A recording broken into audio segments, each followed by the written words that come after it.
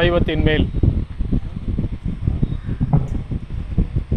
சமயம் வேறில்லை, அதில் சார் சிவமாம் தெய்வத்தின் மேல் தெய்வம் இல்லனும் நான்மறை செம்பொருள் வாய்மை வைத்த சீர்திரு தேவாரமும் திருவாசகமும் உய்வை தரச் செய்த நால்வர் பொற்றால் எம் உயிர் துணை. தில்லை வாழ் அந்தனரே முதலாக சீர்படைத்த தொல்லையதாம் திருத்தொண்ட தொகையடியார் பதம் போற்றி ஒல்லையவர் புராணகதை உலகறிய விரித்துரைத்த செல்வமணி குன்றத்தூர் செக்கிழார் அடிபூற்றி. எடுக்கும் மாக்கதை இன்றமிழ் செய்யுளாய் நடக்கும் மேன்மை நமக்கருள் செய்திட தடக்கை ஐந்துடை தாழ்செவி நீள்முடி கடக்களிற்றை கருத்துள் இருத்துவாம்.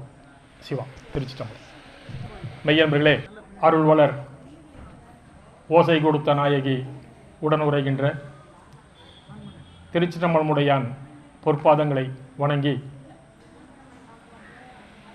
இன்றைய தினமாகிய சேக்கிழார் குரு பூஜை தினத்தையும் நமிநந்தி அடிகளார் தினத்தையும் குரு பூஜையையும் இணைத்து இந்த விழாவிற்காக நடத்தி வருகின்ற பன்னிரு திருமுறை வாழ்ச்சிக் கழகத்தை சார்ந்த அனைவரையும், அதேபோல எல்லா நிகழ்வுகளுக்கும் இங்கே உறுதுணையாக இருந்து நிகழ்ச்சிகளை மிகச் சிறப்பாக செம்மையாக நடத்தி வருகின்ற நால்வர் நற்பணி மன்றத்து நண்பர்களையும்,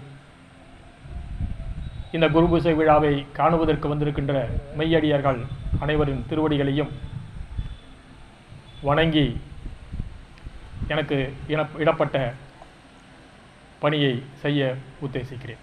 மெய்யன்பர்களே, இன்றைய தினத்தில் இப்படி ஒரு சொற்பொழிவை நிகழ்த்த வேண்டும் என்ற பணியை எனக்கு ஒதுக்கீடு செய்த போது இந்த ஒரு பழமொழி சொல்லுவாங்க, கடத்தேங்காயை எடுத்து வழி பிள்ளையாருக்கு உடைக்கிறது போல அப்படின்னு. சித்தாந்தத்தை பற்றியுமோ இல்லை தேவார திருவாசகத்தை பற்றியும் ஏதும் அறிந்திராத கடைக்கோடியில் இருக்கிற என்னை இந்த பணிக்கு தேர்வு செய்து இங்கே அமர்த்தி வைத்திருக்கிறார்கள்.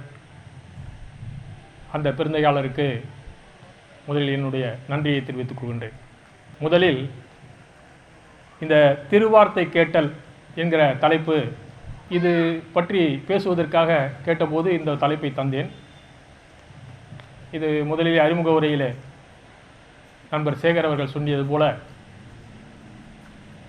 இது திருமந்திரத்திலே திருமூலர் நாயனார் பாடிய திருமந்திரத்திலே வருகிற ஒரு சொற்றொடர். பாட்டு நம்ம எல்லாத்துக்கும் தெரியும். தெளிவு குருவின் திருமேனி காண்டல், தெளிவு குருவின் திருநாமம் சேர்ப்பல், தெளிவு குருவின் திருவார்த்தை கேட்டல், தெளிவு குருவுரு சிந்தித்தல் தானே என்பது.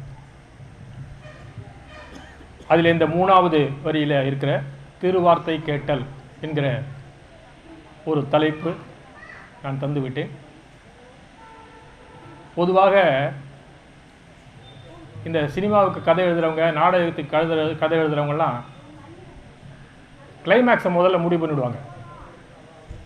அந்த கிளைமேக்ஸ்லேருந்து கதையை கொண்டு வருவாங்க. அது மாதிரி இங்கே ஒரு தலைப்பை கொடுத்ததினால், ஒரு குழப்பமான தலைப்பு என்றே வைத்துக்கொள்ளலாம், ஒரு குழப்பமான தலைப்பை தந்துவிட்டு அதனை எப்படி இதிலே ஒரு சேக்கிழார் எழுதிய பெரிய புராணத்திலே அதற்கு எப்படி ஒரு லிங்க்னு சொல்லுவாங்க இல்லையா, அது எப்படி கொண்டு வர்றது அப்படின்னு பார்க்கலாம். முதல்ல திருவார்த்தை, வார்த்தைங்கிறது தெரியுது, திரு அப்படிங்கிறதுக்கு முதல்ல என்னென்ன, எதனால் திருன்னா என்ன அப்படின்னு பார்க்கலாம். திருங்கிற சொல்லுக்கு நிறைய அர்த்தங்கள் இருக்கு. நம்ம யாரையாவது மரியாதையாக சொல்லணும்னா திரு குப்புசாமி அப்படின்னு சொல்கிறோம், அது மரியாதைக்குள்ள வார்த்தை. ஆனால் தமிழ் அர்த்தம், இந்த திருங்கிற வார்த்தைக்கு நிறைய வார்த்தைகள், நிறைய அர்த்தங்கள் இருக்கின்றன. திருன்னா செல்வம்னு அர்த்தம், சொத்துன்னு அர்த்தம், அழகுன்னு அர்த்தம், சிறந்த அப்படின்னு அர்த்தம், தெய்வத்தன்மை பொருந்திய அப்படின்னு அர்த்தம். இது மாதிரி நிறைய அதுக்கு பொருள்கள் இருக்கின்றன. திருநின்ற செம்மையே செம்மையா கொண்ட திருநாவு கரையந்தன் அடியார்க்கும் அடியேன். இது இதில் வர்ற ஒரு சொல் திருத்தொண்டு தொகையில் வர்றது திருநாவுக்கரசர் பற்றிய சொல். முதல் சொன்ன அந்த வார்த்தையை சற்று உற்று கவனிக்கும். திருநின்ற செம்மையே செம்மையா கொண்ட. இந்த செம்மை அப்படிங்கிறது 2 தடவை இந்த இடத்துல வந்திருக்கு. திருநின்ற செம்மை அப்படின்னா என்ன அர்த்தம்னா எப்பொழுதும் நிலைத்து நிற்கின்ற அப்படின்னு பொருள். எப்பொழுதும் நிலைத்து நிற்கின்ற.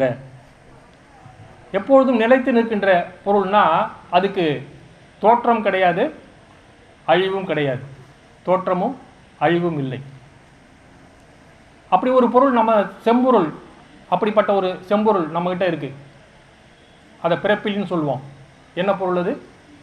சிவபெருமான். திருங்கிற சொல்லுக்கு நிறைய பொருள்கள் இருப்பது போல சிவம் என்கிற பொருளிலே இருக்கிறது, சிவபெருமான் பற்றியதாக இருக்கிறது.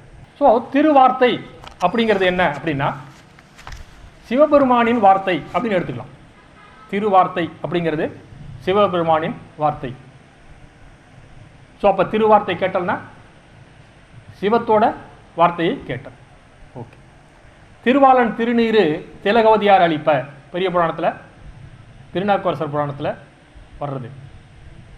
திலகவதியார் திருநீர் எடுத்து கொடுத்தாங்க அப்படின்னு சொல்கிறது. ஸோ இந்த திருவாளன் அப்படிங்கிறதும் சிவபெருமானை குறிக்கிறது தான். அதே மாதிரி சேக்கிழார் தனக்கு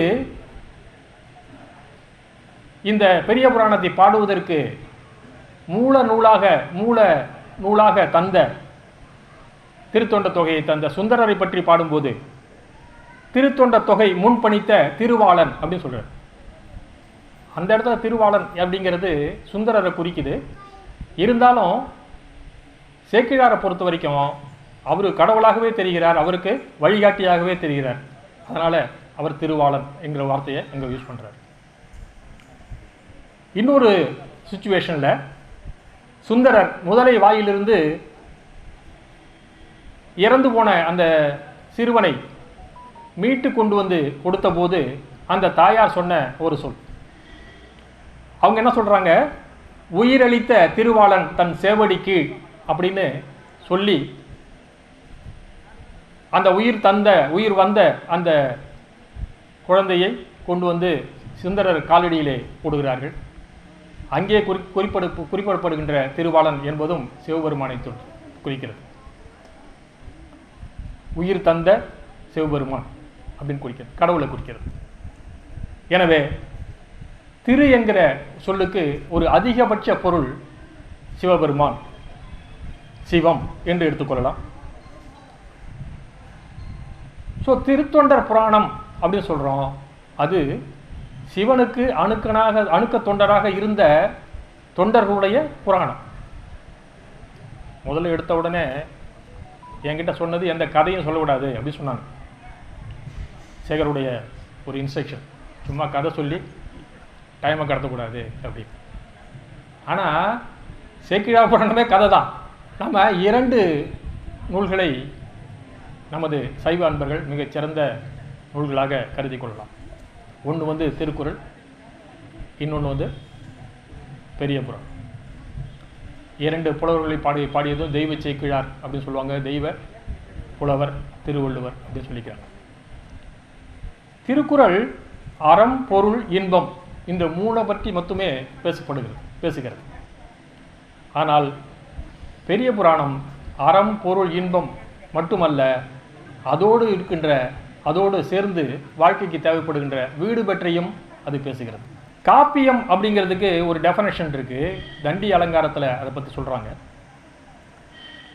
அறம் பொருள் இன்பம் வீடு என்னும் நாற்பொருளையும் பாடுவது பெரும் காப்பியம். இது தண்டி அலங்காரத்தில் சொல்லப்படுற இலக்கணம், காப்பியத்துக்குள்ள இலக்கணம்.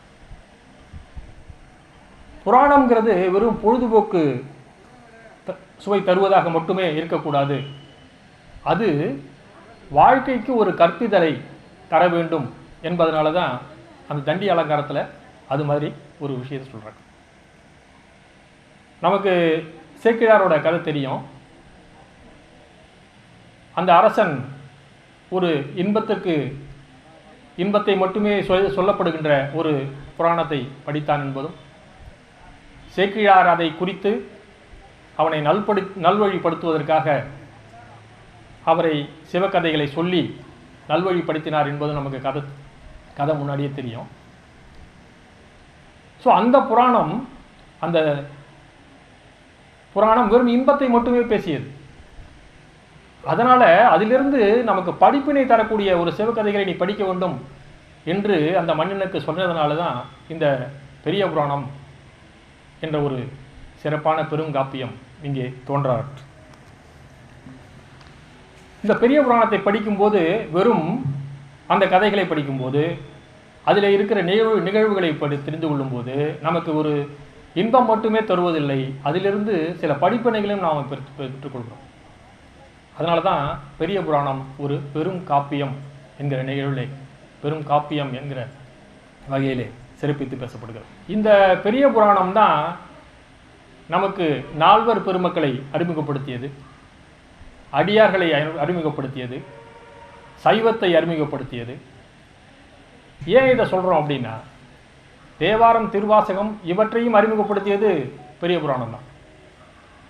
எதனாலன்னா, ஒரு பெரிய புராணத்திலே வருகின்ற ஒரு பாடல், அந்த பாடல் எந்த சூழ்நிலையிலே எழுதப்பட்டது, எந்த சூழ்நிலையிலே அருளப்பட்டது, அதனால் விளைந்த பயன் என்ன, எந்த தளத்திலே பாடப்பட்டது என்கிற எல்லா விவரங்களும் நமக்கு பெரிய புராணத்திலிருந்து தான் தெரிய வருது. பெரிய புராணம் இல்லை என்றால், சேக்கிழார் இல்லை என்றால், அடியார்களை பற்றி தெரியாமல் போயிருக்கோம், நால்வர்கள் பற்றிய தெரியாமல் போயிருக்கோம்.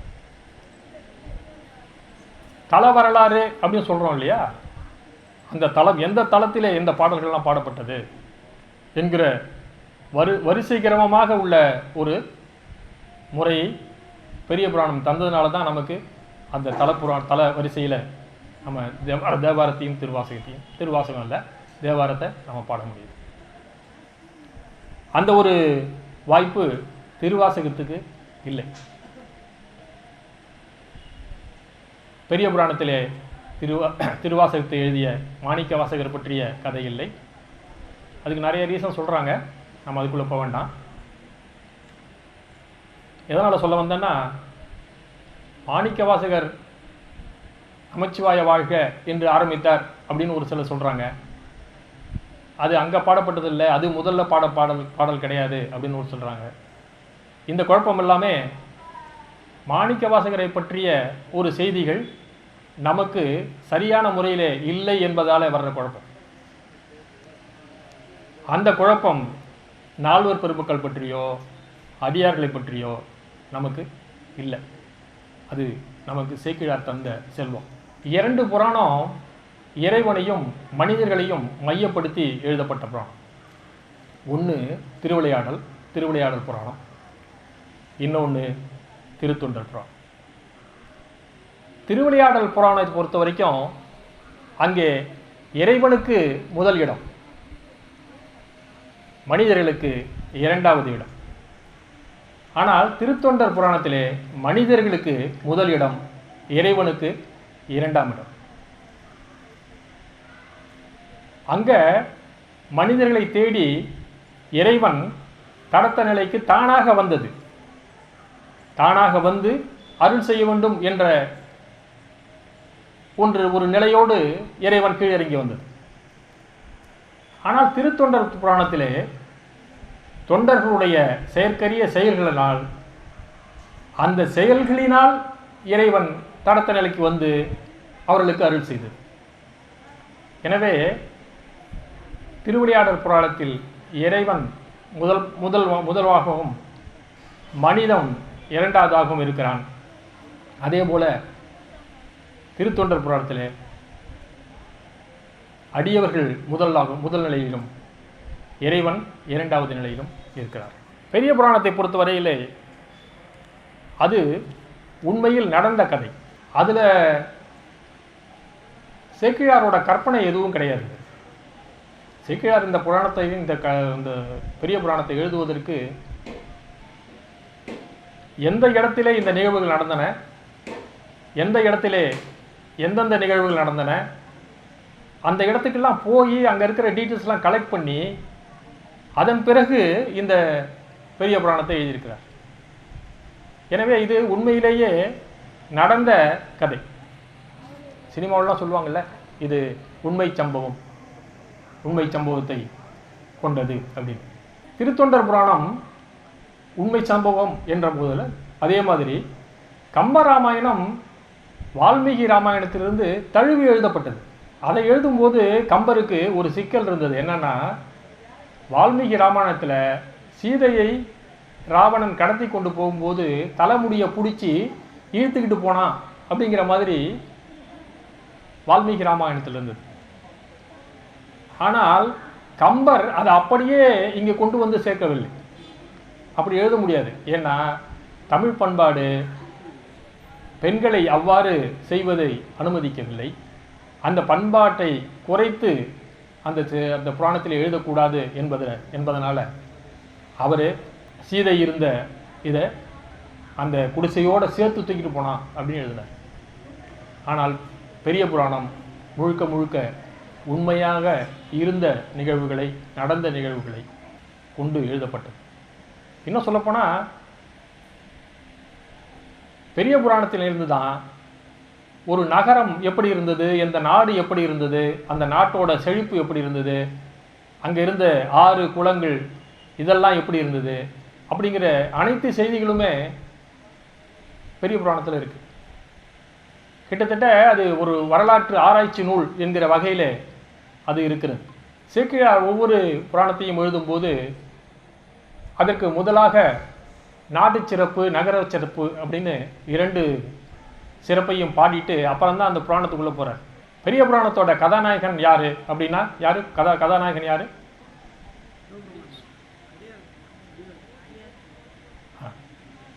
ஆக்சுவலாக பெரிய புராணத்துக்கு கதாநாயகன் சுந்தரன் தான், சுந்தர பெருமாள் தான். சுந்தரர் பெருமாள் கதையில் தான் தொடங்குது. அதே மாதிரி சுந்தரர் பெருமாள் கையிலேக்கு சென்று சேருவில் தான் முடியுது. இன்னும் சொல்லப்போனால் பெரிய புராணத்தை கையிலேயே தொடங்கி கையிலேயே முடியுது அப்படின்னு சொல்லுவாங்க. சுந்தரர் தான் அதோட கதாநாயகர். வில்லன்னு சொன்னால் யார்? நம்ம சிவபெருமான் தான் வில்லன். ஏன்னா எல்லா இடத்துலையும் வில்லனா, எல்லா கதையிலையும் வில்லன் ஒருத்தர் இருந்தார்னா அது சிவபெருமான் தான். நமக்கு கூட நிறைய பேருக்கு சிவபெருமான் தான் வில்லன்பாங்க. ஏன் அப்படின்னா, சிவன் கோயிலுக்கு போனால் ஓயாமல் சோதனையாக வந்து சேரும் அப்படின்னு ஒரு வழக்கு. அதே மாதிரி இன்னொரு கோயிலுக்கு போனால் ஒரே செல்வமாக வந்துடும் அப்படின்னு ஒரு வழக்கு. செல்வம்னா என்னன்னு தெரியாமல் அது சொல்கிறாங்க. இப்போ நம்ம திருங்கிற வார்த்தைக்கு என்னன்னு பார்த்தோம். திருன்னா செல்வங்கிற ஒரு பொருள். சிவனடியை சேருவது தான் மிகச்சிறந்த செல்வம். அந்த செல்வத்தை தான் செல்வம் வந்து எங்கே போனால் கிடைக்கும்? சிவபெருமானை தேடி போனால் தான் கிடைக்கும். கதாநாயகன் சுந்தரர் அப்படின்னு சொல்லிட்டோம். அப்போது இந்த பெரிய புராணத்தில் நாட்டு சிறப்பையும் நகரத்து சிறப்பையும் சொல்ல வந்தோன்னா யாரோட நாடை பற்றி சொல்லணும், யாரோட நகரத்தை பற்றி சொல்லணும்? சுந்தரர் பிறந்த ஊரை பற்றி சொல்லணும், அந்த நாட்டை பற்றி சொல்லணும்.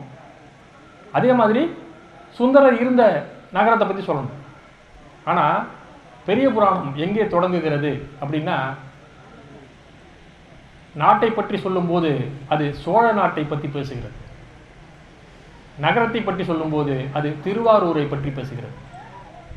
அதுக்கு ஒரு நுட்பமான ஒரு செய்தி இருக்கிறது. ஏன் அப்படின்னா, பெரிய புராணத்துக்கு மூல நூல் அப்படிங்கிறது என்ன? திருத்தொண்டர். சுந்தரர் எழுதினார், சுந்தரர் அருளியது. அது எங்கே அருளப்பட்டது? திருவாரூரில் அழகப்பட்டது. திருவாரூர் எங்கே இருக்கு? சோழ நாட்டில் இருக்கு. சேக்கிழார் தான் பெரிய புராணத்துக்கு எழுதுவதற்கு காரணமாக இருந்த சுந்தரர் பாடிய திருத்தொண்ட தொகை எங்கே எழுதப்பட்டதோ, எங்கே அருளப்பட்டதோ அந்த நாட்டை நாடு என்றும், எங்கே பாடப்பட்டதோ அந்த நகரத்தை நகரம் என்றும் எடுத்துக்கொள்கிறார். அதாவது சோழ நாட்டை நாடுன்னு எடுக்கிறாரு. அதனால் சோழ நாட்டை பற்றி சிறப்பாக அதிலே நாட்டு சிறப்பு என்கிற பகுதியில் பாடுகிறார். அதே போல் நகரம் என்கிற இதில் திருவாரூரை பற்றி அவர் பாடுகிறார். அடுத்தது சேக்கிழாருடைய வாழ்க்கை குறிப்பு. இந்த சேக்கிழார் புராணம் என்கிற ஒரு நூல் உமாபதி சிவாச்சாரியாரால் அருளப்பட்டு அதன் மூலமாக தான் இந்த சேக்கிழார் பற்றிய செய்திகள்லாம் நமக்கு கிடைக்குது. ஆனால் சில ஆராய்ச்சியாளர்கள் என்ன சொல்கிறாங்க, அது எழுதியது உமாபதி சிவாச்சாரியார் இல்லை, அது அவரால் எழுதப்படவில்லை அப்படின்னு சொல்கிறாங்க. அந்த ஆராய்ச்சிக்குள்ளேயும் நம்ம போக வேண்டாம். நமக்கு சேக்கிழார் பற்றிய செய்திகள் கிடைக்குது அப்படிங்கிறத மட்டும் நம்ம எடுத்துக்கலாம். தொண்டை நாட்டிலே குன்றத்தூரிலே வேளாளர் மரபில் சேக்கிழார் குடியில் அவர் அவதாரம் செய்கிறார். இந்த சேக்கிழார் அப்படிங்கிறதுல ஒரு நுட்பமான பொருள் இருக்கிறது. அது என்ன அப்படின்னு பார்ப்போம். அவருக்கு பெற்றோர்கள் இட்ட பெயர் அருண்மொழித்தேவன். அவருக்கு ஒரு தம்பி இருந்தார், அவரோட பெயர் பாலராவாய். அவருடைய தந்தையின் பெயர் வெள்ளையங்கிரி முதலியார் என்பதும் தாயாரின் பெயர் அழகாம்பியை என்பதும் ஒரு பரம்பரை செய்தியாக சொல்லப்படுகிறது. இந்த இரண்டு பேரையும் கவனிங்க. வாழ்க்கை குறிப்புகள்லாம் போக போகிறதில்ல. இந்த இரண்டு பேரையும் கவனிங்களேன். அதில் ஒரு நுட்பமான செய்தி. அருண்மொழித்தேவன் அப்படிங்கிற பெயர் ராஜராஜனுடைய பெயர், கரெக்டா? அதே மாதிரி பாலராவாயன் அப்படிங்கிற பெயர் யாரோட பெயர்? ஞானசம்பந்தரோட பெயர். ஸோ சேக்கிழாரோட பெற்றோர்களுக்கு எவ்வளவு தூரம் இந்த அடியவர்களை பற்றி தெரிந்திருக்கிறது, எவ்வளவு தூரம் சைவ நுணுக்கங்களை பற்றி தெரிந்து வைத்திருக்கிறார்கள்,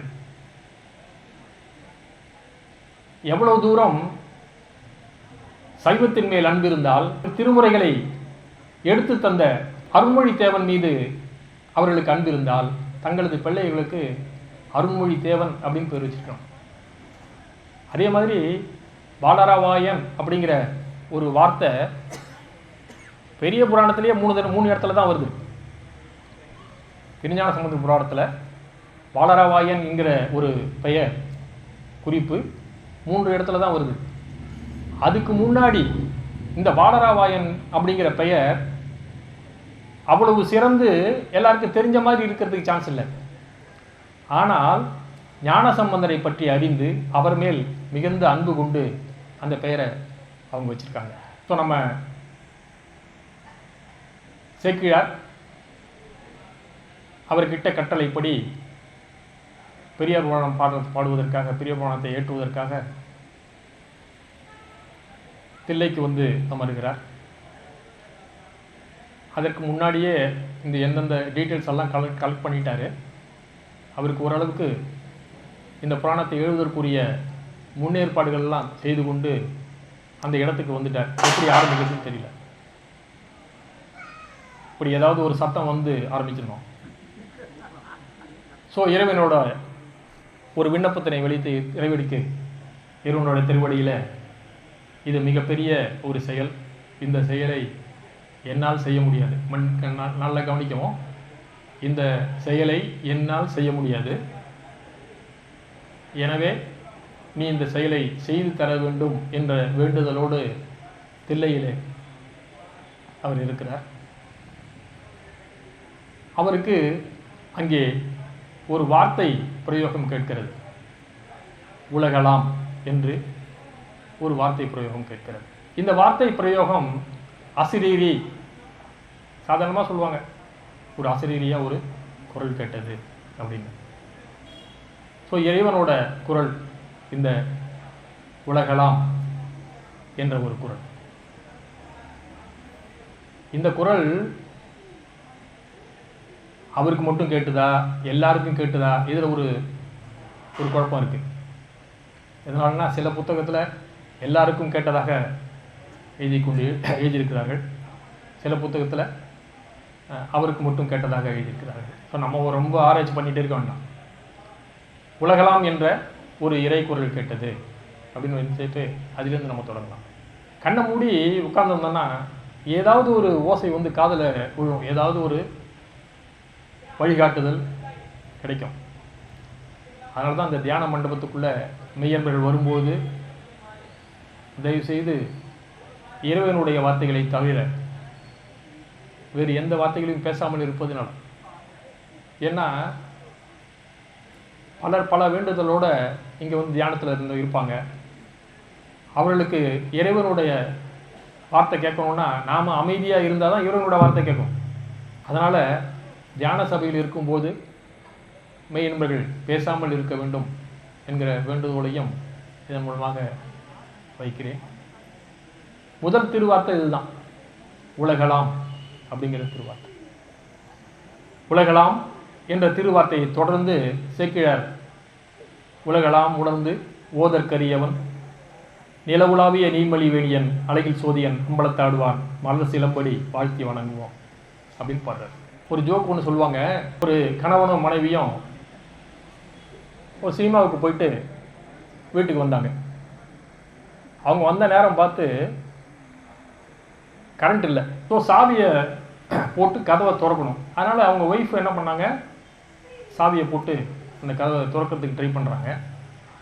அவங்க கணவர் என்ன பண்ணார், மொபைல்லேருந்து டார்ச் எடுத்து அவர் அடித்து அது காமிச்சிருந்தார். அவங்களும் இந்த சாவியை போட்டு திறந்து பார்க்குறாங்க. ஆனால் அது திறக்கவே இல்லை. உடனே சரி நான் ட்ரை பண்ணுறேன் அப்படின்னு அந்த கணவர் வந்து வாங்கி அதை ட்ரை பண்ணுறாரு. இப்போ அவங்க வந்து மொபைலில் அந்த லைட்டை பிடிக்கிறாங்க. கணவர் அந்த சாவியை போட்டு அந்த கதவை திறந்துடுறார். உங்கள் மனைவி சொல்கிறாங்க, பார்த்தீங்களா எப்படி லைட் அடிக்கிறதுன்னு கூட உங்களுக்கு தெரியல, இப்போ எப்படி தான் லைட் அடிக்கணும்னு இப்போவாது தெரிஞ்சுக்கோங்க அப்படின்றாங்க. எதுக்காக சொல்ல வந்தேன்னா, முதல் வார்த்தை தெரிஞ்சதுன்னு வச்சுக்கோங்களேன், அதுக்கப்புறம் நாம் அதை பற்றி தொடர்ந்து போய்க்கலாம். சரி, இந்த உலகெல்லாம் உணர்ந்து ஓதற்கரியவன் அப்படிங்கிறது முதல் வார்த்தை என்ன சொல்லுது அப்படின்னா, இறைவனை நீ ஓதியும் கண்டுபிடிக்க முடியாது, உணர்ந்தும் கண்டுபிடிக்க முடியாது. கரெக்டா? உலகெல்லாம் உணர்ந்து ஓதற்கு அறியவன். அடுத்தது வைரி நிலவுலாவிய நீர்மலி வேணியன், நிலவு இருக்கின்ற நீர் போன்று குளிர்ந்த குணமுடையவன் அப்படின்ற. அலைகள் சோதியன் அம்பலத்தாடுவான் மலர் சிலம்படி வாழ்த்தி வணங்கும். அந்த முதல் வரி அருவ நிலையை குறிக்கிறது. இந்த முதல் வரி அருவ நிலையை குறிக்கிறது. இரண்டாவது வரி உருவ நிலையை குறிக்கிறது. சோதி என்கிற வரி அருவுருவ நிலையை குறிக்கிறது. இந்த முதல் வரி இந்த இரண்டாவது வரியிலிருந்து தடத்த நிலையில் இருக்கிற இறைவனை குறிக்கிறது. இந்த இறைவனுடைய உருவத்தை பற்றிய இன்னும் ஒரு எளிமையான பாடல் வந்து 11ஆம் திருமுறையில் ஆளுடை பிள்ளையார் திருக்கலம்பகத்தில் நம்பியாண்டார் நம்பி ஒரு பாடல் எழுதியிருக்கிறார், ஒரு பாடல் எழுதியிருக்கிறார். அந்த பாடல் கவனிங்க. அரியை நீ எளியை நீ, அரவன் நீ துறவன் நீ, பெரியை நீ உரியை நீ, பிள்ளை நீ வள்ளல் நீ. அரியைனா அறிய முடியாதவன், எளியை நீனா எளிமையாக இருக்கிறவன், அரவன் நீ கடவுள் நீ, துறவன் நீ பெரியை நீ மிகப்பெரியவன் நீ, உரியை நீ பிள்ளை நீ வள்ளல் நீ. எல்லாரும் எல்லாத்தையும் அருளுகின்ற உறுதி பொருளை அருளுகின்ற இறைவன் நீ என்று சொல்கிறார். விவேகானந்தரை பற்றி நம்ம எல்லாருக்கும் தெரியும். வேதாந்தத்தை வெளிநாடுகளில் சென்று பரப்பி விட்டு வந்தவர். அதற்கு காரணமாக இருந்தவர் ராமநாதபுரம் மன்னர் பாஸ்கர சேதுபதி. அவருடைய குரு ஒருத்தர் இருந்தார், சூளை சோமசுந்தர நாயக்கர் என்கிற ஒரு மிகச்சிறந்த சைவ சித்தாந்த பேரறிஞர். இவரை பற்றியெல்லாம் குறிப்புகள் நிறைய இல்லை. ஆனால் சைவ ஞான மரபு என்கிற ஒரு மரபை தோற்றுவித்து கிட்டத்தட்ட 19ஆவது நூற்றாண்டிலேயே சைவ கருத்துக்களை எல்லா இடத்திலும் பரப்பி வந்தவர் அவர். ஒரு செய்தியை நீங்கள் கேள்விப்பட்டிருப்பீங்க. விவேகானந்தருக்கும் ஒரு அறிஞருக்கும் ஒரு போட்டி நடந்தது. அந்த போட்டியில் அந்த அறிஞர் ஜெயித்தாரு அப்படின்னு. அவர் இவர் தான் சூளை சோமசுந்தர நாயக்கர் என்கிறவரும் சைவ சித்தாந்த கருத்துக்களோடு விவேகானந்தருடைய வேதாந்த கருத்துக்களோடு இருவரும் வாதம் செய்தார்கள். அந்த வாதத்திலே சைவ சித்தாந்த கருத்தை ஒட்டி நின்று விவேகானந்தரை நமது நாயக்கர் தோற்கடித்தார். அதற்கு விவேகானந்தர் தனது தோல்வியை ஒத்துக்கொண்டு இந்த சைவ சித்தாந்த கருத்துக்கள் எனக்கு முன்பே தெரிந்திருந்தால் நான் இன்னும் மிகச் சிறப்பாக இந்த கருத்துக்களை வெளிநாட்டிலே சென்று சொல்லியிருப்பேன் என்ற குறிப்பு வரலாற்றுகளில் இருக்கிறது. அந்த சோமசுந்தர நாயக்கர் சேக்கிழாரின் திருவாக்கு உண்மை அப்படின்னு ஒரு கட்டுரை இருக்கிறது. இந்த கட்டுரை ஒரு 6 பக்கம் கொண்ட கட்டுரை. மிகச்செறிந்த சித்தாந்த கருத்துக்களை உள்ளடக்கிய ஒரு கட்டுரை.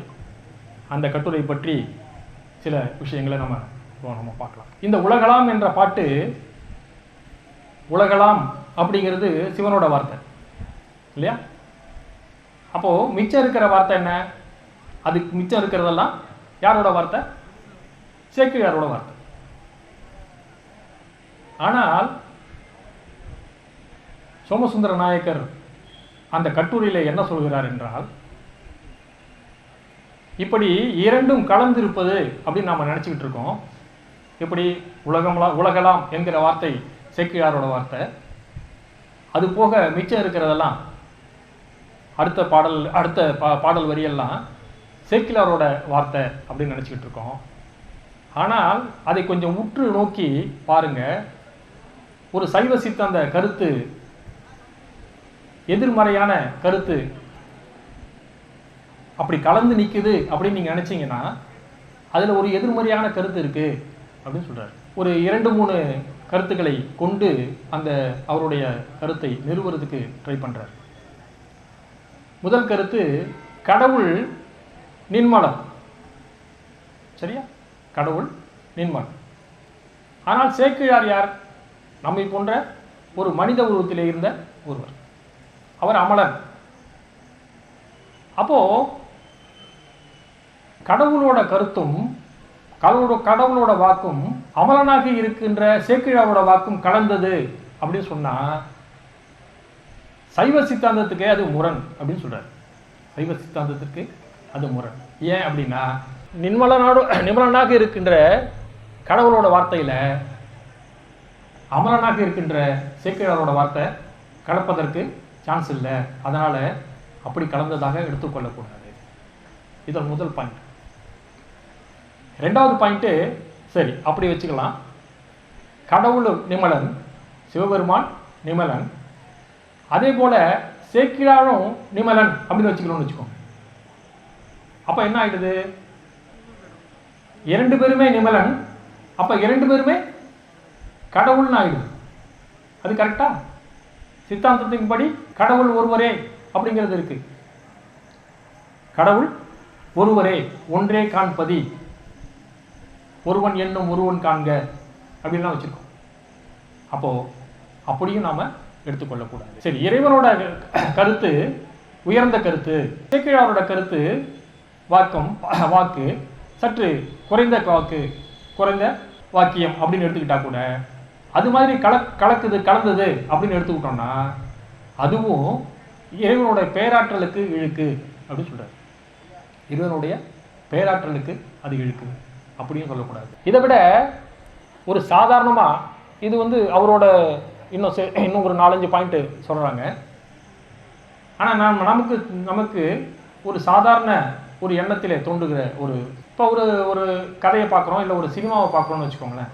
ஒரு ஃப்ளாஷ்பேக்னா கதைக்கு முன்னர் நடந்த விஷயம். அப்படி ஒரு முன்னர் நடந்த விஷயத்தை எப்போ சொல்ல முடியும் அப்படின்னா, ஒருவர் அந்த இடத்துல நடக்கும்போது அங்கே இருந்தால் தான் இருக்க சொல்ல முடியும். கரெக்டாக? இந்த யுத்தி நாடகம் எழுதும்போதோ இல்லை சினிமா எழுதும்போதோ மிகச் சிறப்பாக அதை உன்னிப்பாக பார்ப்பாங்க. என்னென்னா, ஒரு ஃப்ளாஷ்பேக் வருது அப்படின்னா, ஒரு கதை நடந்தது அப்படின்னா, அந்த இடத்துல அதை சொல்கிற மனிதர் இருந்தால் தானே அவருக்கு தெரியும். இல்லையா? அப்போ இப்போ அந்த பெரிய புராணத்துல எல்லாம் பாருங்களேன், நிறைய இடத்துல கனவு வருது. திலகவதியார் கனவுல இறைவன் போய், நீ கவலைப்படாத, உன்னோட தம்பி முன்னமே என்னை வந்து அடைவதற்காக தவம் செய்திருக்கிறான், அதனால அவனுக்கு வந்து வயிற்று வலியை நாம் தந்து அவனை ஆட்கொள்வோம் அப்படின்னு இறைவன் சொல்றார். அந்த இடத்துல 2 மாந்தர்கள் தான் இருக்காங்க. யார் யாரு? ஒருத்தர் திலகவதியார், இன்னொருத்தர் யாரு? கடவுள். அப்போ கடவுளுக்கு தெரிந்த செய்தி எப்படி சேக்கிழாருக்கு தெரிஞ்சது? குழப்பமா இருக்குல்ல? 2 பேருக்கு மட்டும்தான் தெரிந்த செய்தி. ஒன்று வந்து திலகவதியார் சொல்லியிருக்கணும், அப்பதானே தெரிஞ்சோம். அவங்க தானே கனவு கண்டாங்க, அப்போ அவங்க சொல்லியிருக்கணும். அப்படி இல்லை, இன்னொன்று கடவுள் சொல்லியிருக்கணும். சரியா? யாருக்கு? சேக்கிழாருக்கு. சேக்கிழார்கிட்ட அப்போ ஒன்று கடவுள் சொல்லியிருக்கணும், இல்லைன்னா திலகவதியார் சொல்லியிருக்கணும். அது மாதிரி ஏகப்பட்ட கனவு இடங்கள் வருகின்றன. அந்த கனவு இடங்கள் எல்லாமே 2 கேரக்டர் தான் இருக்குது. ஒன்று வந்து கடவுள், இன்னொன்று வந்து அந்த கதையோட மாந்தர். அப்போ எல்லா இடத்துலையும் இருக்கிறவர் யார் தான்? யார் தான் எல்லா இடத்துலையும் இருக்கிறவர்? கடவுள் தான். நமக்கு ஆல்ரெடி தெரியும் என்னன்னா, நம்மளுடைய ஒவ்வொரு செயலையுமே எழுதி கொண்டே இருப்பவர் யாரு? ஈசன் தான். எழுதும் கீழ்கணக்கு இன்னம்பர் ஈசன். ஸோ எல்லாமே அந்த அடியார்கள் வாழ்க்கையில் நடந்த நிகழ்ச்சி எல்லாமே தெரிஞ்சவர் யாரு அப்படின்னா அது கடவுள் தான். இன்னொன்று என்னன்னா, அவனே கண்காணிப்பாளனாக இருக்கிறான். கரெக்டா? எந்த செயல் செய்தாலும் அது நல்ல செயலாக இருந்தாலும் சரி, கெட்ட செயலாக இருந்தாலும் சரி, அவன் நம்மை கண்காணித்து கொண்டே இருக்கிறான். திருமூலர் திருமந்திரத்திலே ஒரு பாட்டு இருக்கிறது, கண்காணி இல்லென்று கள்ளம் பல செய்வார், கண்காணி இல்லா இடம் இல்லை காணுங்கால், கண்காணியாக கலந்தெங்கும் நின்றானை கண்காணி கண்டார் களவொழிந்தாரே. இந்த சிவபெருமானுக்கு இதே வேலை. என்னன்னா, ஒரு மனிதன் தவறு செய்கிறான்னா அந்த சமயத்தில் திருத்தலாம்ல, உடனே நிறுத்துடா, இது மாதிரி பண்ணக்கூடாதா அப்படின்னு சொல்லலாம்ல. அது சொல்ல மாட்டார். ஆனால் பட்டு திருந்தணும் அப்படிங்கிறது அவரோட வேலை. அதுதான் வினை கொள்கைன்னு சொல்கிறோம். ஸோ இந்த செய்திகளெல்லாம் வச்சு பார்க்கும்போது நாம்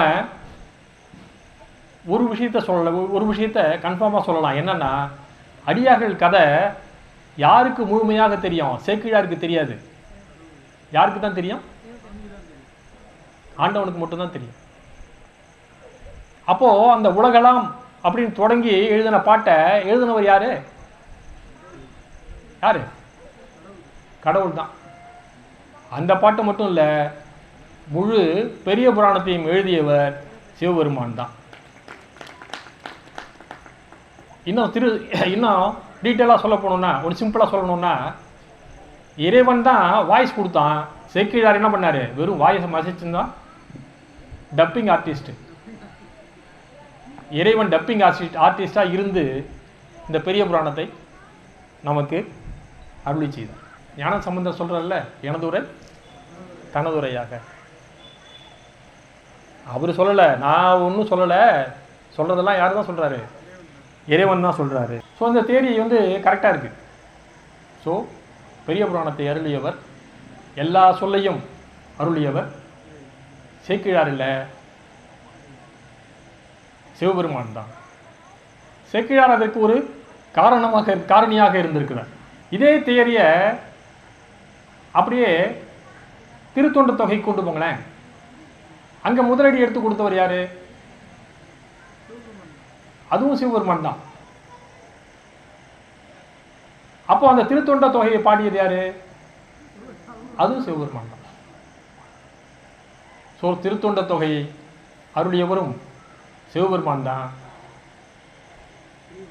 பெரிய புராணத்தை எழுதியவரும் அருளியவரும் சிவபெருமான் தான். எல்லாம் சிவபெருமான் தான். இன்னொரு இதை உறுதி செய்கிற மாதிரி இன்னொரு சின்ன இதையும் நம்ம கம்பேர் பண்ணி பார்க்கலாம். அதோட ஜென்ரலாக ஒரு சொல் நம்ம கேள்விப்பட்டிருப்போம், நிலக்கிழார் அப்படின்னா அர்த்தம் நிலவுக்கு நிலத்துக்கு உரிமையாளர்னு அர்த்தம். கரெக்டாக? நிலக்கிழார் நிறைய பத்திரிகையில் பார்த்துருப்பீங்க. பெருநிலக்கிழார் அப்படின்னா நிறையா வச்சிருக்காருன்னு அர்த்தம். சேக்கிழார் அப்படிங்கிறது அவருடைய குடிப்பெயர். அதுவே வந்து அவரோட பெயராக நிலைத்து நின்று விட்டது. இந்த சேக்கிழாரில் சே அப்படின்னும் கீழார் அப்படின்னு ரெண்டாக பிரிச்சிங்கன்னு வச்சுக்கோங்களேன். கீழார்னா என்னன்னு தெரியும், என்னது? உரிமை உள்ளவர்னு அர்த்தம். சரியா? சேன்னா காளைன்னு அர்த்தம், ஒரு அர்த்தம். விடைன்னு அர்த்தம். விடைக்கு உரிமை உள்ளவர் யாரு? சிவபெருமான் தான். அப்ப பெரிய புராணத்தை எழுதியவர் யாரு? சிவபெருமான். இந்த சிவபுராணத்துல இல்லாத ஒரு செய்தியே இல்லை. யாருக்கு இறைவன் தரிசனம் தர வேண்டும், யாரை வந்து ஈர்த்து ஆட்கொள்ள வேண்டும் அப்படிங்கிறதுல இறைவனோட படைப்பு பாருங்க, இறைவனோட செயல். ராஜசிம்மன் அப்படின்னு ஒரு பல்லவ மன்னன், மிகச்சிறந்த சைவ சித்தாந்த அறிஞர், பெரிய அரசுக்கு சொந்தக்கார். அவனுக்கு ஒரு ஆசை என்னன்னா, ஒரு கோயில் ஒன்று கட்டணும் அப்படின்னு. ஒரு அரசன் வந்து கோயில் கட்டணும்னா எவ்வளவு பெரிய ஒரு திட்டம் போடுவான் அப்படின்னு நினைச்சு பாருங்க. அதற்குரிய அறிஞர்களை கூப்பிட்டாங்க, அதற்குரிய பொருள்களை கலெக்ட் பண்ணாங்க, அதற்குரிய செயல் திட்டங்களை வகுத்தாங்க. ஒரு பெரிய லெவலில் ஒரு கோயில் கட்ட ஆரம்பித்தாங்க. அந்த கோயில் முழுவதுமாக நிறைவு பெற்று அடுத்த நாள் கும்பாபிஷேகம் அப்படின்னு தேதி குறித்து, கும்பாபிஷேகத்துக்கு தேதி குறித்தாச்சு. ஆனால் இறைவன் அவனுடைய கனவிலே வந்து, நீ நாளைக்கு கும்பாபிஷேகத்துக்கு தேதி குறிச்சிருக்க, ஆனால் எனக்கு அவசரமாக இன்னொரு வேலை இருக்குது, அதனால் உன்னோட கும்பாபிஷேகத்துக்கு நான் வரமாட்டேன்ற. எதனால் அப்படின்னா, திருநின்ற ஊரில் பூசலார் அப்படின்னு ஒருத்தர் இருக்கார். ஒரு சிவாச்சாரியார். ஒரு சிவாச்சாரியாருக்கு என்ன வசதி இருக்குன்னு பாருங்கள். அவர்கிட்ட வசதி இல்லாமல் இருக்கலாம், ஆனால் அந்த ஊர் மக்களை எல்லாம் அழைத்து நாம் ஒரு கோயில் கட்டணும் அப்படின்னு பெருமுயற்சி எடுத்தார். ஆனால் அந்த கோயில் கட்டுவதற்குரிய ஒரு முயற்சிக்கு யாரும் வந்து அவர் துணை செய்யவே இல்லை. ஏன்னா யார்கிட்டையும் பணம் இல்லை, செல்வம் இல்லை. அரசங்கிட்ட நிறைய செல்வம் இருந்தது, அதனால ஈஸியாக ஒரு ஆலயத்தை நிர்வகித்து விட்டார்.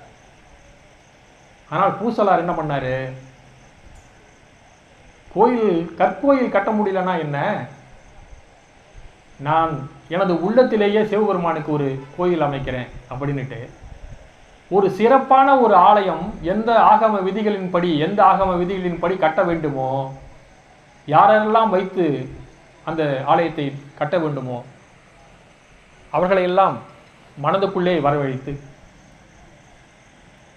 மிகச்சிறிய செலவு செய்து, எது மாதிரி செலவு செய்து, மனசுக்குள்ளேயே செலவு செய்து மிகச்சிறப்பான ஒரு ஆலயத்தை மனதுக்குள்ளேயே கட்டிவிட்டார். இறைவன் என்ன சொல்லிட்டாரு, நீ கட்டுற ஆலயத்தோட கும்பாபிஷேகத்தை தயவு செஞ்சு தள்ளி வச்சுக்கோ, எனக்கு இன்விடேஷன் வந்து பூசலார்கிட்டேருந்து வந்திருக்கு, அதனால் நான் பூசலார் கட்டுற கோயிலுக்கு போகிறேன் அப்படின்ட்டார். அந்த பாடல் கவனிங்களேன். நின்ற ஊர் பூசல் அன்பன், திருநின்ற ஊரில் இருந்த அன்பன், நெடுது நாள் நினைந்து செய்த, ரொம்ப நாளாக கோயில் கட்டுறார். ஒரு கோயில் கட்டுறது அவ்வளோ சாதாரண விஷயம் இல்லை. கொஞ்ச நாளைக்கு முன்னாடி போன வருஷத்தில் நம்ம கோயிலில் கும்பாபிஷேகம் பண்ணோம். அதற்குரிய திட்டமிடல் கிட்டத்தட்ட ஒரு வருஷத்துக்கு முன்னாடி ஆரம்பிச்சாச்சு. அது மாதிரி எவ்வளவு திட்டமிடல் பண்ண வேண்டியிருக்குமோ ஒரு கோயில் கட்டுறதுக்கோ ஒரு கும்பாபிஷேகம் பண்ணுறதுக்கோ. அப்படி நெடுநாள் திட்டம் செய்து எப்படி மன்னன் தனியாக ஒரு கற்கோயில் அமைச்சானோ அதே மாதிரி வெகு நாள் திட்டமிட்டு ஒரு மனசுக்குள்ளேயே ஒரு கோயில் அமைச்சார். நெடிது நாள் நினைந்து செய்த நன்று நீடு ஆலயத்து. நீடுனா பெருசு, கற்பனையில் கட்டுறதுக்கு ஒன்றும் அளவு இல்லைல்ல, அதனால் எவ்வளோ பெருசு வேணாலும் கட்டலாம். அது மாதிரி ஒரு பெரிய ஆலயத்தை அவர் கட்டி வச்சிருக்கார். நீடு ஆலயத்து நாளை நாம் புகுவோம். அவரும் அதே மாதிரி ஒரு டேட் வச்சிட்டாரு கும்பாபிஷேகத்துக்கு. ஸோ அந்த டேட்டில் நான் அங்கே போகிறேன். நீ இங்கு ஒன்றிய செயலை நாளை ஒழிந்து பின் கொள்வாய் என்று கொன்றைவார் சடையார் தொண்டர் கோயில் கொண்டருள போந்தார். யாரோட கோயிலுக்கு போயிட்டாரு? சுந்தரர் பூசலார் கோயிலுக்கு போயிட்டார். ஸோ இறைவன் யாருக்கு அருள் செய்யலாம்? பெரிய செல்வம் எடுத்து பெரிய கோயில் வச்சு அதை கும்பிடணும்னு அவசியம் இல்லை, இறைவனை கும்பிடணும்னு அவசியம் இல்லை. மனசுக்குள்ள கோயில் கட்டி மனசால இறைவனை நினைச்சவனுக்கு இறைவனுடைய அருள் கிடைக்கிறது. ஸோ திருமூலர் சொல்கிற ஒரு பாடல் நினைவுக்கு வருகிறது.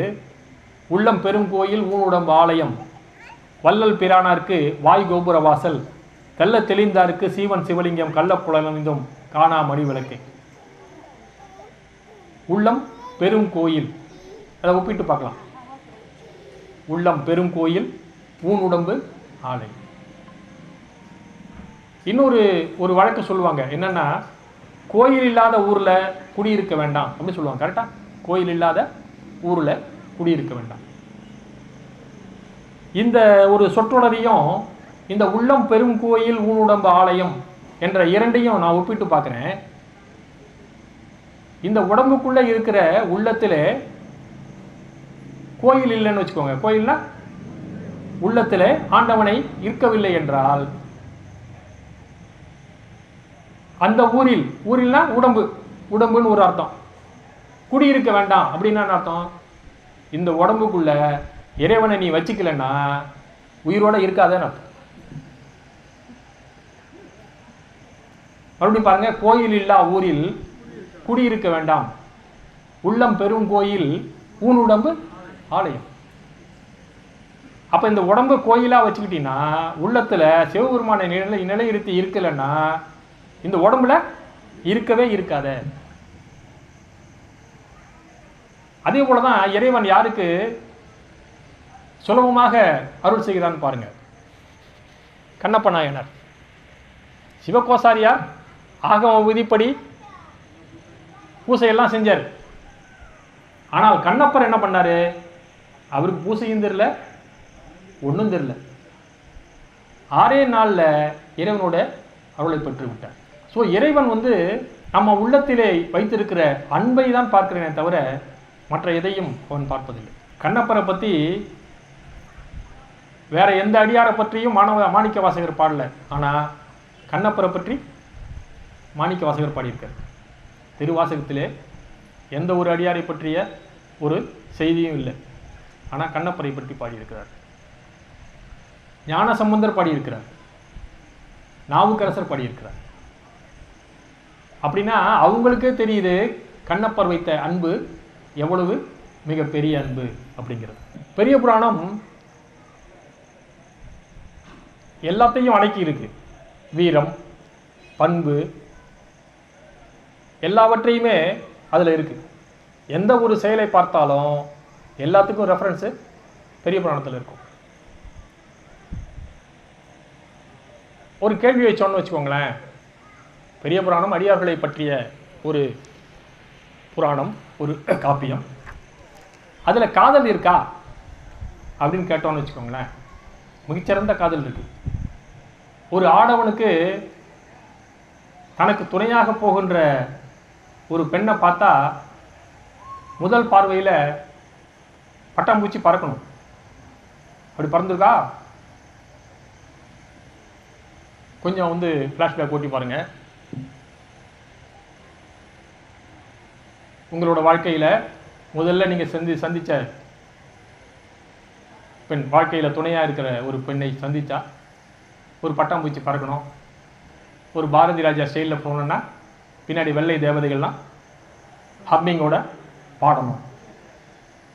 அப்படி ஒரு காதல் நிகழ்ச்சி, ஒரு நிகழ்ச்சி பெரிய புராணத்தில் இருக்கு.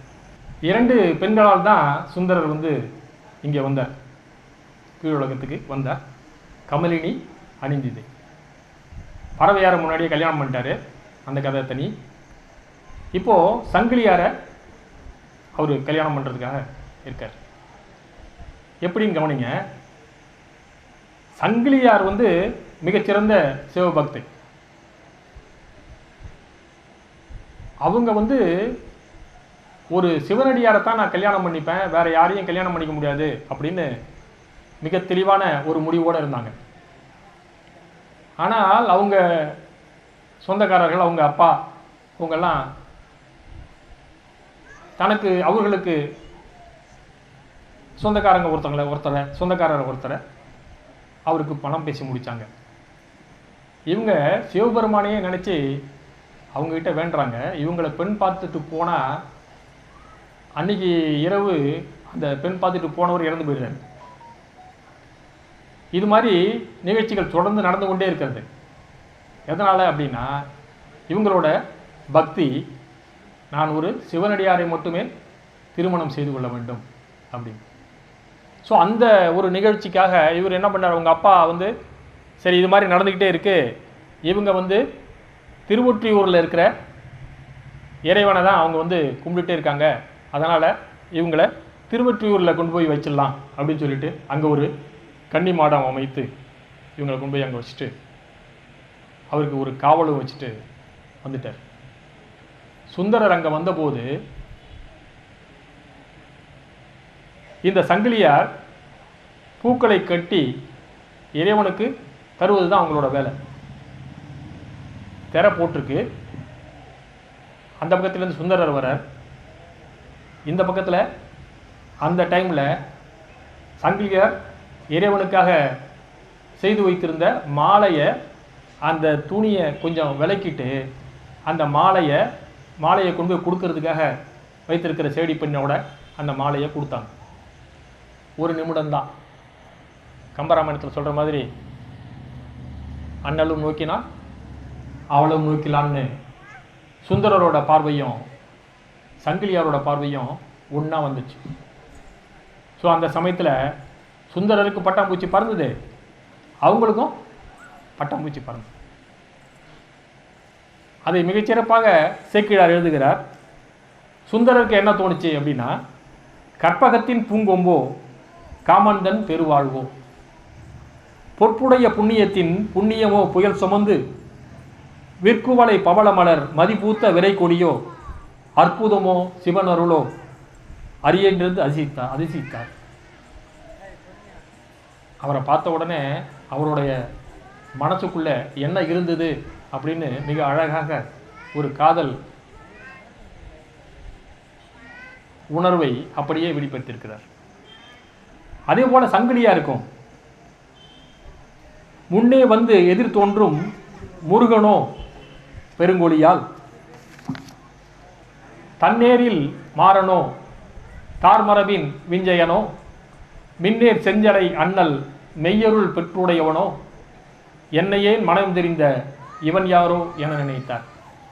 ஸோ இருவருக்கும் தோன்றுகிற ஒரு உணர்வை அப்படியே, அந்த ஒரு காதல் உணர்வை அப்படியே அங்கே கொண்டு நிறுத்தியிருக்கிறார் சேக்கிழார். திருமர்கள் இடத்துல தன்னோட முறை பையனோடு அங்கு தங்கியிருந்த பாவை ஒருத்தியும், அந்த முறை பையன் பாம்பு கடித்து இறந்து போகிறான், எனக்காக தெரியும் உங்களுக்கு. அந்த பையனின் உடலை வைத்து அவள் அழுகிறாள்.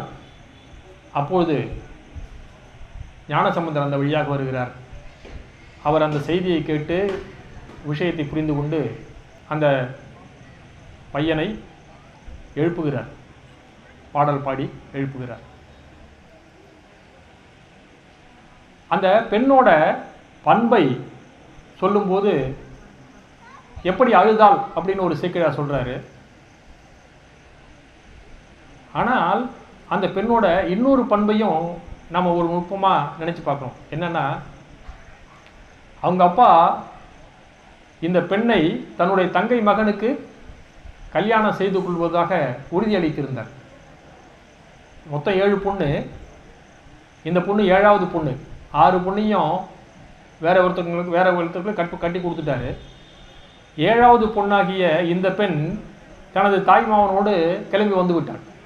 தனக்கு மேல் யாரும் இல்லை அப்படிங்கிறது ஒரு செய்தி. ஆனால் அந்த பெண்ணுக்கு தன்னுடைய தகப்பன் செய்து தந்த சத்தியம் வீணாயிடக்கூடாது, தகப்பன் மேலே அந்த வினை வந்துவிடக்கூடாது என்கிற உயரிய எண்ணம் காரணமாக அந்த பெண் அந்த தாய்மாமனை கூட்டிக் கொண்டு அந்த திருமருளுக்கு வந்ததாக எனது எண்ணம் தோன்றுகிறது. ஒரு பெண் குழந்தை பிறந்தால் அவர்களுக்கு மறுபிறப்பு இல்லை அப்படின்னு தேவார பெரிய புராணத்தில் ஒரு செய்தி. மானக்கஞ்சா புராணத்தில் அவருடைய மகள், செல்லமாக வளர்த்து வைத்த மகள், அவள் பிறந்த செய்தியை சொல்கின்ற சேக்கிழார் எப்படி சொல்கிறார்னா, இப்பிறவி கொடுஞ்சூழல் பிழைக்கு நெறி தமக்குதவ பெண் கொடியை பெற்றெடுத்தார்.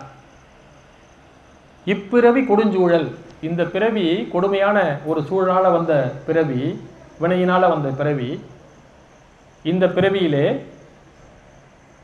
இந்த பிறவி சூழல் பிழைக்கும் நெறி தமக்கு உதவ, இதிலிருந்து வெளியே வர்றதுக்காக தமக்கு உதவ பெண் கொடியை பெற்றெடுத்தார். அந்த பெண் பிறந்து வளர்ந்து பெரியவளாகி கல்யாண கோலத்திலே இருக்கும்போது இறைவன் வருகிறார். அவளுடைய நீண்ட சடையை பார்த்து அது எனக்கு உதவும் என்று கேட்கிறார்.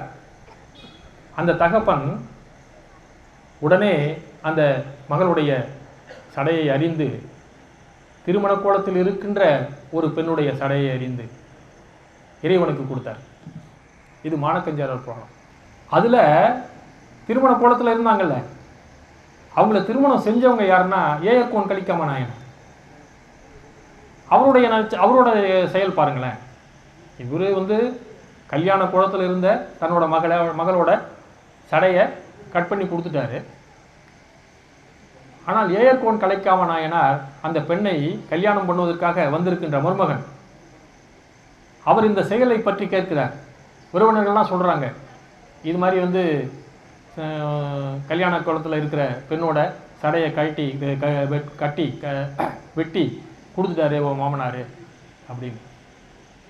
அவரோட எண்ணம் பாருங்க, அது இறைவனுக்கு கொடுத்தது அப்படிங்கிறத புரிந்து கொண்டு அவரோட செயல் என்னன்னா, ஐயோ நான் கொஞ்சம் நேரம் பின்தங்கி வந்து விட்டேனே, நான் இருந்திருந்தால் இந்த நிகழ்ச்சியை நானும் கண்டுகளித்திருப்பேன், இறைவனை நானும் தரிசித்திருப்பேன் என்று சொல்கிறார். எவ்வளவு பேரன்பு பாருங்க அவர் பணி, இறைவன் பேரில் எவ்வளவு பேரன்பு பாருங்க. திருவாலங்காட்டுக்கு ஒரு 3 கிலோமீட்டருக்கு முன்னாடி பழையனூர் அப்படின்னு ஒரு ஊர் இருக்கு. இந்த பழையனூரில் நமது மூவர் பெருமக்களும் அந்த திருவாலங்காட்டுக்கு போகாமல் பழையனூரில் இருந்தபடியே திருவாலங்காட்டை தரிசித்தார்கள் அப்படின்னு ஒரு செய்தி. ஏன் அப்படின்னா, அங்கே காரைக்கால் அம்மையார் தலையாலே நடந்தார்கள் என்கிற செய்தியினால இந்த 3 பேரும் அங்கே இருந்தாங்க. இந்த பழையனூர் பற்றிய ஒரு செய்தி பெரிய புராணத்தில் இருக்கு. நம்ம சாதாரணமாக வழக்குறையில் நீலிக்கண்ணி வடிக்காத அப்படின்னு சொல்லுவாங்க. கேள்விப்பட்டிருக்கீங்களா? நீலிக்கண்ணி வடிக்காத. அந்த நீலியை பற்றிய கதை இந்த பழையனூரில் இருக்கிறது. அது பற்றிய செய்தி பெரிய புராணத்தில் இருக்குது. அந்த பெண்ணுடைய கணவர் ஒரு தவறான செயல் செய்தார். அதை திருத்துவதற்கு அந்த நீலி பெண் முயன்றார்கள். ஆனால் அந்த கணவர் அதில் நிலையாக நின்று அந்த பெண்ணை கொலை செய்து விடுகிறார்கள், கொண்டு விடுகிறார்கள். அவ ஆவியா அந்த நீலியோட வீட்டுக்கு கணவரை தொந்தரவு செய்கிறார். அதுக்கு பயந்துக்கிட்டு அவர் ஒரு கத்தி மாதிரி உண்டு, அந்த கத்தியை வைத்து கொண்டா அந்த மாதிரி பேய்கள்லாம் கிட்ட வராது அப்படின்னு யாரோ மந்திச்சு கொடுத்தாங்கன்னு சொல்லிட்டு அந்த கத்தியை எப்போதும் வைத்து கொண்டிருக்கிறான். அந்த கணவர் அந்த பழையனூருக்கு வருகிறான். அந்த பழையனூரில் இருக்கிற ஊர் பெரிய மக்கள் அவர்களிடம் அந்த பெண் முறையிடுகிறாள். ஸோ அந்த பெண் முறையிடுகிறாள், இது மாதிரி இது என்னோட கணவர் பேய் உருவில் இருக்குது, இப்போ தடத்த உருவத்தில் இருக்காங்க. பேய் உருவில் இருந்தவங்க, இது வந்து என்னோட கணவர், இது என்னோட குழந்தை, இவர் வந்து என் கூட வாழ மாட்டேங்கிறாரு அப்படின்னு அவங்கக்கிட்ட முறையிடுறாங்க. அந்த ஆள் என்ன சொல்கிறாரு, இல்லை இல்லை இது வந்து பேய் உருவம் கொண்டு இருக்காங்க, இவங்களோட இருந்தால் என்னை வந்து கொண்டுடுவாங்க அப்படின்னு சொல்கிறாரு. ஆனால் அந்த மக்கள், அந்த ஊர் மக்கள், இன்று இரவு நீங்கள் 2 பேரும் இங்கே தங்குங்கள், அப்படி ஏதாவது அசம்பாவிதம் நிகழ்ந்தால் அதற்கு நாங்கள் பொறுப்பு அப்படின்னு சொல்கிறாங்க. அன்று இரவே அந்த நீலி பேய் அந்த கணவனை கொண்டு விடுகிறாள். மறுநாள் காலை அந்த ஊர் மக்கள் வந்து பார்க்குறார்கள். அந்த ஊர் மக்களுக்கு விஷயம் தெரிகிறது. கிட்டத்தட்ட அந்த ஊர் மக்கள், அந்த ஊர் சபை அனைவருமே தீக்குளித்து இறந்து போகிறார்கள் என்கிற செய்தி. எதனால் சொன்ன வந்தோன்னா, ஒரு வார்த்தை சொல்லிட்டோன்னா அதிலேயே நிலைத்து நின்று செய்யப்பட வேண்டும், அதை நிலைத்து நிற்க வேண்டும் என்கிற ஒரு செய்தி. இன்றும் அந்த ஊரிலே நீலி குளம் என்று ஒரு குளம் இருக்கிறது. ஸோ பெரிய புராணத்தில் இல்லாத கேரக்டரே கிடையாது. அப்பா கேரக்டர்லேருந்து, மகன் கேரக்டர்லேருந்து, எந்த கேரக்டர் எடுத்தாலும் எல்லாத்துக்கும் அதில் ஒரு ரெஃபரன்ஸ் இருக்குது. இந்த கயிறு சாத்தி பார்த்தல் அப்படின்னு சொல்லுவாங்க தெரியுமா? அது மாதிரி உங்களுக்கு வாழ்க்கையிலே ஏதாவது ஒரு சிக்கல், ஒரு விடை தெரிய வேண்டும், இறைவனிடமிருந்து ஒரு வார்த்தை வர வேண்டும், இறைவனிடமிருந்து ஒரு உத்தரவு வர வேண்டும் என்று உங்களுக்கு தோன்றினால் ஒரு கயிறு சாத்தி பெரிய புராணத்தை பாருங்கள். உங்களுக்கு அதிலே விடை கிடைக்கும், அதிலே திரு வார்த்தை என்பது கிடைக்கும், இறைவனுடைய வார்த்தையாக அது இருக்கும். அந்த செயல் மிகச் சிறப்பாக நடந்து முடியும் என்கிற ஒரு செய்தியை உங்களுக்கு சொல்லி, இதுகாரம் அமைதியாக இருந்து இந்த உரையை கேட்டு ரசித்த அனைவரும் திருவடிகளுக்கும், இந்த நிகழ்ச்சியை, இந்த களம் அமைத்து தந்த அனைத்து பெரியவர்களுக்கும் எனது நன்றியை திருவடிகளுக்கு காணிக்கையாக்கி என்னுடைய உரையை முடிக்கின்றேன். திருச்சிற்றம்பலம்.